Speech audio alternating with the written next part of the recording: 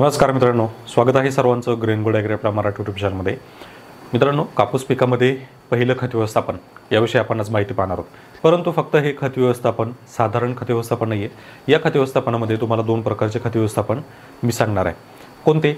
तर एक साधारण जमिनीसाठी म्हणजे हलकी मध्यम भारी, आणि दुसरं चुनखडी क्षेत्रासाठी। चुनखड क्षेत्र जे असं असतं की ज्याच्यामध्ये आपण किती जरी खत टाकलं तरी त्याच्यामध्ये खत व्यवस्थित ते लागू होत नाही। मग असे कोणती खत आपल्याला तिथं वापरायची की जेणेकरून ते लागू होतील आणि आपल्याला तिथं कापसाचं उत्पादन हे चांगलं मिळेल। तर मित्रांनो, तुम्ही जर चॅनलवर पहिल्यांदा आला असाल तर चॅनलला सबस्क्राईब करा, सोबत नोटिफिकेशन बेल ऑन करा, म्हणजे आलेलं प्रत्येक व्हिडिओचं नोटिफिकेशन हे तुम्हाला मिळेल। तर मित्रांनो, आपल्याकडं साधारण शेत आहे म्हणजे हलकं मध्यम भारी, याच्यामध्ये आपल्याला काय करायचं आहे, फक्त क्वांटिटी बदलायची। तर आता साधारण पहिलं जे खत व्यवस्थापन आहे हे कॉमन असतं, मी दरवर्षी जास्त खास करून तेच वापरतो आणि तुम्ही सुद्धा ते वापरू शकता। त्याच्यामध्ये फक्त काय आहे की तुम्हाला हलकं शेत असेल तर क्वांटिटी थोडी वाढवायची, मध्यम असेल तर मध्यम क्वांटिटी ठेवायची, आणि बागायती क्षेत्र असेल तर कमी करू शकता, कारण बागायती क्षेत्राला खूप जास्त खत लागत नाही। कापूस पिकामध्ये जर तुम्ही बागायती क्षेत्रासाठी जास्त खत वापरत असाल तर त्याचा फायदा जास्त होत नाही, आणि हे मी पहिल्या वर्षी केलं होतं। त्यामुळे रासायनिक खत जे आहे तर हे खास करून बागायती क्षेत्रासाठी कमी ठेवा, खूप जास्त ठेवायची गरज नाही। साधारण 100 किलो जरी एकरी बागायती क्षेत्रासाठी जात असेल तरी भरपूर झालं, भरपूर म्हणजे अतिशय झालं। साधारण 75 किलो दाणेदार आणि 25 किलो इतर तुम्ही त्याच्यामध्ये वापरू शकता। तर आता साधारण शेतासाठी आपल्याला काय करायचं आहे तर खास करून 20-20-0-13 याच्यामध्ये काय होतं की नत्रसुद्धा मिळतो, स्फुरदसुद्धा मिळतो आणि सल्फरसुद्धा मिळतं।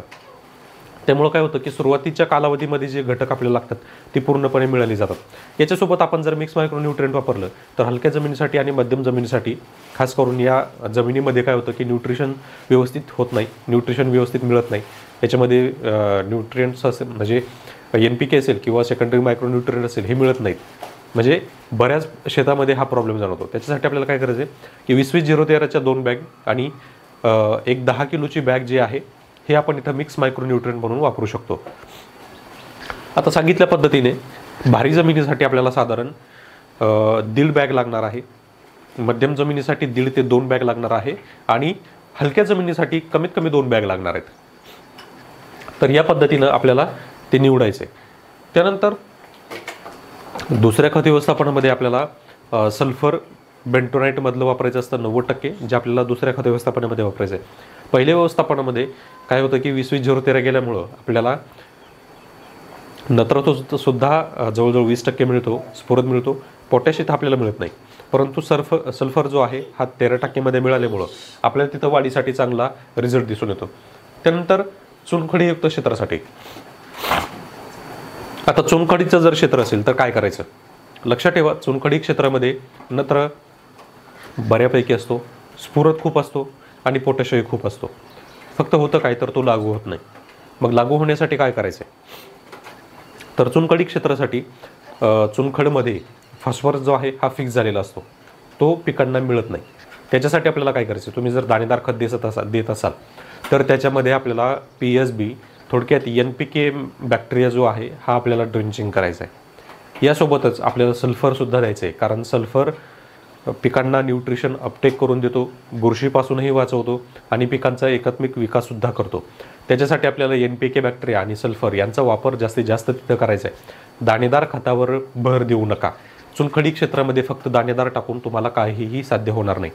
त्याच्यासाठी आपल्याला काय करायचं आहे तर दाणेदारमध्ये कोणतीही NPK ग्रेड तुम्ही त्याच्यामध्ये घ्या, 15-15-15-09 घ्या, 20-20-0-13 ही घ्या, किंवा मग सल्फर असलेलं किंवा 9-24-24 प्लस सल्फर प्लस मिक्स मायक्रोन्यूट्रिएंट असाही डोस तुम्ही त्याच्यामध्ये ठेवू शकता, कारण 9-24-24 मध्ये अतिरिक्त न्यूट्रिशन पण मिळतात। मग त्याच्यावर तुम्ही जर पहिल्या खत व्यवस्थापनामध्ये जर 9-24-24 घेतले असेल तर त्या ठिकाणी तुम्हाला मिक्स मायक्रोन्यूट्रिएंट घेण्याची गरज पडणार नाही, पण सल्फर मात्र घ्यायचं आहे, कारण चुनखड क्षेत्रामध्ये तुम्हाला सल्फर हे प्रत्येक डोजला टाकायचं आहे, जेणेकरून टाकलेलं जे खत आहे हे व्यवस्थित अपटेक होईल। आणि ज्यावेळी तुम्ही रासायनिक खत टाकताय त्यावेळी तुम्हाला NPK बॅक्टेरियाची ड्रिंचिंग करणंसुद्धा गरजेचं आहे, किंवा दाणेदार ग्रॅन्युअल्समध्ये जे NPK येतात, जसं की पाटील बायोटेकचं NPK जे आहेत हे ग्रॅन्युअल्समध्ये येतात, तर त्या NPKचा सुद्धा तुम्ही वापर करू शकता।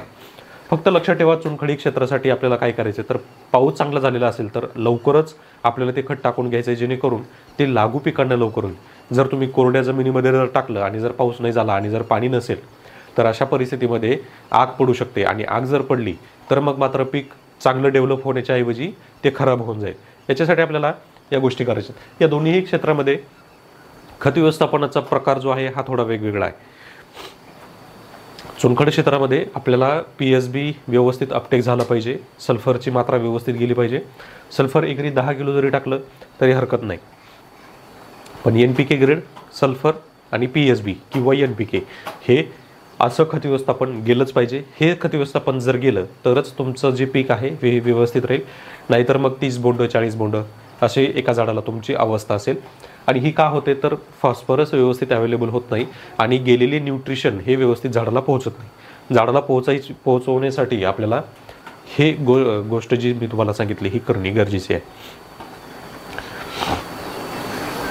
तर मित्रांनो, आजचा हा व्हिडिओ कसा वाटला नक्की कळवा। व्हिडिओ जर आवडला असेल तर व्हिडिओला लाईक करा आणि चॅनलला सबस्क्राईब करा। धन्यवाद।